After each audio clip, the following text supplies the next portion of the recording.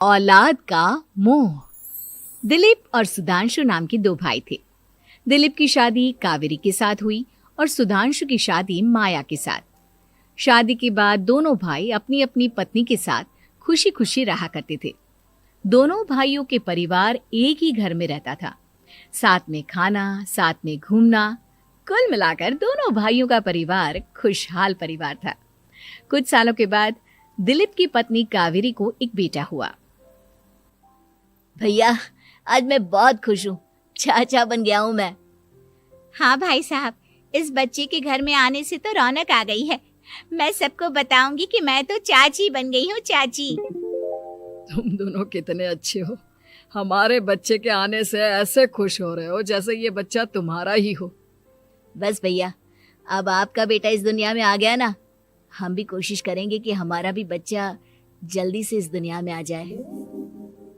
और फिर आपका और हमारा बच्चा दोनों मिलकर दिन भर घर के आंगन में खेला करेंगे।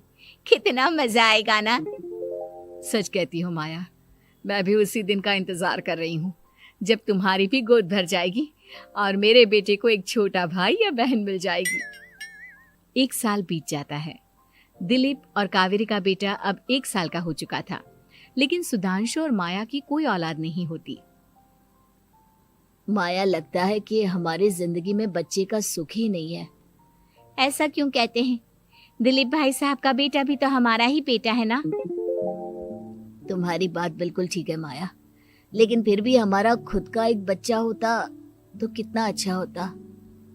हाँ, कावेरी भाभी भी हमेशा कहती हैं उन्हें अपने बेटे के लिए एक छोटा भाई या बहन चाहिए। लेकिन देखिए ना, हमारी तो किस्मत ही कितनी खराब है। हमारे तो सारे ट्रीटमेंट भी फेल हो चुके हैं। डॉक्टर ने भी साफ साफ कह दिया है कि तुम कभी माँ नहीं बन सकती। वही तो सुधांशु, बहुत बुरी किस्मत है हमारी। लेकिन माया, हम अपनी किस्मत को इतना क्यों कोस रहे हैं? हम दिलीप भाई साहब के बेटे को अपने बेटे की तरह ही प्यार कर सकते हैं ना। हाँ जी, बिल्कुल सच कहा। मैं भी वैसा कर सकती हूँ। चाची हूँ, उसे छोटी माँ का प्यार नहीं दूंगी क्या? कुछ दिनों के बाद दिलीप का एक दोस्त दिलीप से मिलने के लिए आता है। अरे क्या बात है दिलीप, बधाई हो बधाई। और घर तो काफी बड़ा है तुम्हारा। वैसे तुमने अपने बेटे के बारे में क्या सोचा है? भैया, और क्या सोचेंगे, बस उसे पढ़ा लिखा कर अफसर बनाएंगे, उसकी पढ़ाई पर खर्च करेंगे। अरे भाभी, आपकी तो इतनी सारी प्रॉपर्टी है, आपको किस बात की चिंता? ले देकर एक बेटा ही तो है। अरे नहीं दोस्त, तुम गलत समझ रहे हो। इस घर में मैं और मेरा छोटा भाई दोनों रहते हैं। इस घर का आधा हिस्सा मेरे छोटे भाई का है। अच्छा, कितने बच्चे हैं तुम्हारे छोटे भाई के? भैया, उनके साथ ना कुछ प्रॉब्लम है। मेरी देवरानी कभी माँ नहीं बन सकती। अरे फिर किस बात की चिंता? अरे मैं तो कहता हूँ अपने बेटे के भविष्य के बारे में सोचिए ही मत। बस ये घर उसके नाम करवा दीजिए। देखिए, आपके भाई का भी कोई बच्चा नहीं है तो सब कुछ आपके बेटे को ही मिलना चाहिए। लेकिन ऐसा करना क्या सही होगा? अगर उनका बच्चा नहीं है तो क्या हुआ? ये घर आधा उनका है, उनकी जो मर्जी है वो करे। अरे कैसी बात करते हो? उनकी कोई औलाद नहीं है, वो क्या करेंगे प्रॉपर्टी अपने नाम रखकर? हाँ, वैसे भाई साहब, आपकी बात तो बिल्कुल सही है। अब जो कुछ भी है वो हमारे बेटे का ही तो है। आखिर वही तो इस घर के वंश को आगे बढ़ाएगा। मैं कल ही देवर जी से बात करती हूँ। अगले दिन सुधांशु और माया, इधर आओ। तुम दोनों से एक बहुत जरूरी बात करनी है मुझे। बताइए ना भाभी, क्या बात है? आपको कहीं जाना है तो आप अपने बेटे को मेरे पास छोड़कर जाइए। मैं ही पूरा दिन रख लूंगी उसे। अरे नहीं माया, वो तो मुझे पता है। मैं किसी और चीज के बारे में बात करना चाहती हूँ। बताइए ना भाभी, क्या बात है? देखिए देवर जी, आपका कोई बच्चा है नहीं, लेकिन मैं जानती हूँ कि आप हमारे बेटे को अपने बेटे की तरह ही प्यार करते हैं। भाभी, बेटी की तरह नहीं, वो हमारा ही बेटा है। मेरे लिए तो वो मेरा ही बच्चा है। वही तो फिर क्यों ना ये सारी प्रॉपर्टी हम मेरे बेटे के नाम करवा दे, क्योंकि तुम्हारा हो या मेरा, हम सबका एक ही तो है बेटा। लेकिन भाभी, अभी तो वो सिर्फ 1 साल का है। अभी से प्रॉपर्टी उसके नाम करवाने का क्या मतलब है? देखिए देवर जी, जो काम जितना जल्दी हो जाए ना, उतना अच्छा। आने वाले वक्त का क्या भरोसा। भाभी भरोसा क्यों नहीं, हम तो हमेशा आपके बेटे को माँ बाप की तरह ही प्यार करेंगे। हाँ, लेकिन फिर भी मैं चाहती हूँ कि ये सारी प्रॉपर्टी मेरे बेटे के नाम हो जाए। अब मुझे नहीं लगता तुम दोनों को इसमें कोई भी परेशानी होगी, है ना? भाभी वैसे तो आप जो कह रही हैं वो बहुत जल्दबाजी है, लेकिन फिर भी अगर आपको ऐसा लगता है तो ठीक है, कल ही प्रॉपर्टी के पेपर बनवा लीजिए, मैं और माया उस पर साइन कर देंगे। इस तरह से अगले दिन प्रॉपर्टी के पेपर बनवाकर सारी प्रॉपर्टी दिलीप और कावेरी के बेटे के नाम पर करवा दी जाती है। कुछ दिनों के बाद सुधांशु, सुबह सुबह ये कौन लोग आ गए हैं तुम्हारे घर पर?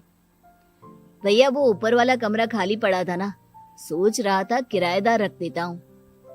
लेकिन किराएदार रखने से पहले आपने हमसे पूछा भी नहीं। भाभी इसमें आपसे पूछने वाली क्या बात थी, हमें एक ही कमरे की जरूरत थी, इसलिए सोचा दूसरा कमरा किराए पर दे देते हैं, कुछ इनकम हो जाएगी।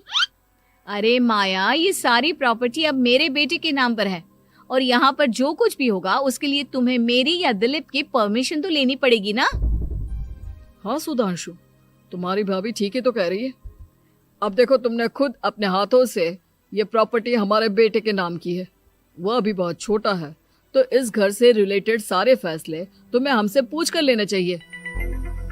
भाभी हमें तो लगा था कि आप हम लोगों से बहुत प्यार करती हैं, लेकिन आप तो हमारे साथ भेदभाव करने लगी। अरे, इसमें भेदभाव करने वाली क्या बात है? और मैंने कौन सा तुमसे कुछ गलत मांग लिया?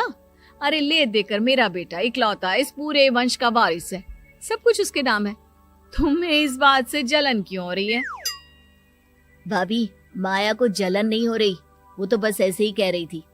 सब जानती हूँ मैं, इसकी खुद की तो कोई औलाद पैदा नहीं हुई, बस इसीलिए जब देखो तब मेरे बेटे पर बुरी नजर डालती रहती है। देखो माया, कावेरी तुमसे बड़ी है, वो जैसा कहती है वैसा करो।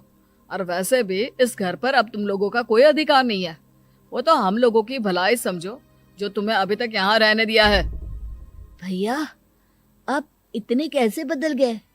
इस प्रॉपर्टी ने आपके दिल से हमारे लिए प्यार पूरी तरह खत्म कर दिया है क्या? इसी तरह वक्त बीतता जाता है और देखते देखते दिलीप और कावेरी का बेटा प्रणव 25 साल का हो जाता है और उसकी नौकरी लग जाती है। पापा, आज मेरा अपॉइंटमेंट लेटर आ गया है, मैंने सिंगापुर में जॉब ज्वाइन कर ली है। लेकिन प्रणव, विदेश में नौकरी करने जाने से पहले तुम्हें कम से कम अपने मम्मी पापा से एक बार पूछना चाहिए था ना। इसमें पूछने वाली क्या बात है माँ, मैं सिंगापुर जाकर जॉब करना चाहता हूँ तो करना चाहता हूँ। देखो प्रणव, हमने तुम्हारे लिए इतनी सारी प्रॉपर्टी यहाँ पर रखी हुई है, उन सब का क्या होगा? यहाँ रहो, बिजनेस करो। सॉरी पापा, मैं यहाँ रहकर कोई बिजनेस नहीं करने वाला, और ये जितनी भी प्रॉपर्टी आपने मेरे लिए संभाल कर रखी है ना, ऐसे ही किसी को दान में दे दीजिए, क्योंकि मैं सिंगापुर से वापस इंडिया आकर कभी नहीं रहने वाला।